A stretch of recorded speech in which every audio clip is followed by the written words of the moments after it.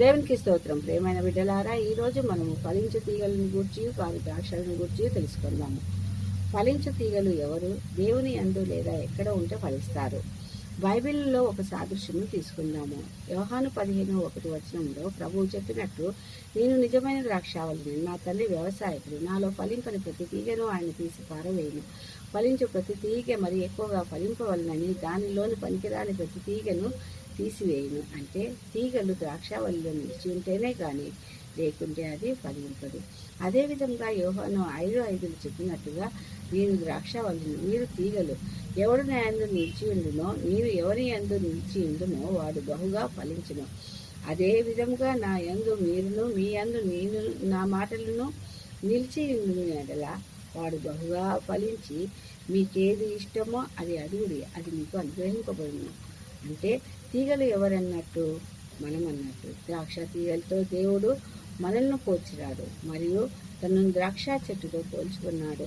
ఏ విధంగానైతే తీగలు ద్రాక్షావళిని ఆధారము చేసుకుని ఉన్నప్పుడు ఎంతో శ్రేష్టమైన తీయనైన ఫలములను ఇచ్చును, అటు విధంగానే తండ్రి యొక్క ఆజ్ఞలను పాటిస్తూ ఆయన ప్రేమ యందు నిలిచి ఉన్నాడో మనము కూడా ఒక నేలలో మరి ఒకరము ప్రేమ కలిగి ఆయనకు విధేయులమై ఆయన ఆజ్ఞలను పాటిస్తూ ప్రభువుకు స్నేహితులమై జీవించవలనన్నదే ఆయన కోరిక. ఆ విధంగా ఒకరి ఎలా ఒకరము ప్రేమ కలిగి జీవిస్తున్నప్పటికీ లోక సంబంధులుగా ఉండనందున మనల్ని లోకము ద్వేషించును. ఆ విధంగా ద్వేషింపబడగా కృంగిపోక, మనకంటే ముందు లోకము ఆయనను ద్వేషించనని జ్ఞాపకము పెట్టుకొని ఆయన యందు విశ్వాసం ఉంచి ఆయనను గురిగా పెట్టుకొని పరిశుద్ధాత్మ సహాయం ద్వారా ఆయనకు సాక్షులుగా జీవించాలి. ఏ తీగలైతే ఫలింపవో వాటిని తీసి పారవేసి అగ్నితో కాల్చివేస్తారో అదేవిధంగా ఆయన ఫలింపని వారు అగ్నిలో పారవేయబడతారు, కాల్చబడతారు. ఆ విధంగా ఫలింపక కాల్చబడక ఉండుటకై ద్రాక్షావళిలో అంటే ఆయనలో ఫలించి మంచి ఫలములను ఇచ్చుటకై దేవుడు వ్యవసాయకుడినైన తండ్రి తన ఏకైక ఎంతగానో ప్రేమించిన కుమారుడిని మన కొరకై బలి అర్పణగా అర్పించినాడు. కాబట్టి ఆయన యందు విశ్వాసం ఉంచి మంచి ఫలములను ఫలిద్దాము. అలా కాక యెషయా 5:1 చివర 2 చెప్పినట్టుగా వ్యవసాయకునికి కొండ మీద సత్వ భూమి గల ఒక ద్రాక్ష తోట ఉన్నది. అంటే కొండ మీద అయినప్పటికీ సత్వ గల భూమి అంటే ఎంతో ఫలవంతమైన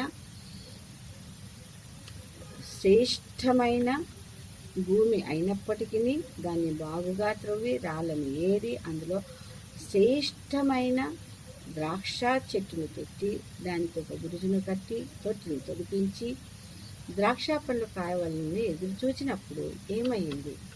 యెషయా 5:2 చెప్పినట్టుగా కారు ద్రాక్షలు కాచను. అయితే ఈ కారు ద్రాక్షలు కాయటకు కారణమేమే అని ఆలోచించాలి. అదేవిధంగా కారు ద్రాక్ష కాసినందుకై వాటికి ఏం చేస్తాడోనని కూడా ఆలోచించాలి. ఒక్కసారి యెషయా 5:7-30 మనం గమనిస్తే, ఇశ్రాయేలీలు వంశము యెహోవా యొక్క ద్రాక్ష తోట, యూదా మనుషులు ఆయనకి ఇష్టమైన వనము. అంటే ఇక్కడ మనమందరము అనే అర్థము.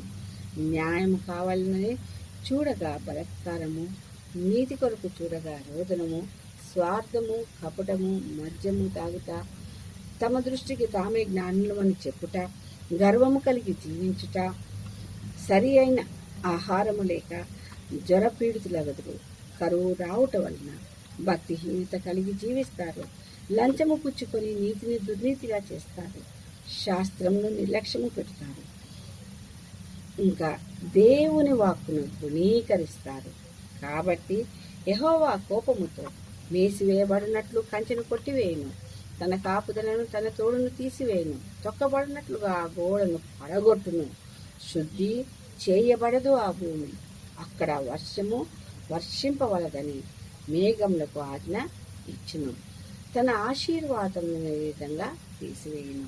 మరియు ప్రకటన 14 చెప్పినట్టుగా 18-20 భూమి మీద ద్రాక్ష పండ్లు పరిపక్వమైనవి, వాడి అయిన కొడవలి పెట్టి దాని గెలను కోయమన్నాడు.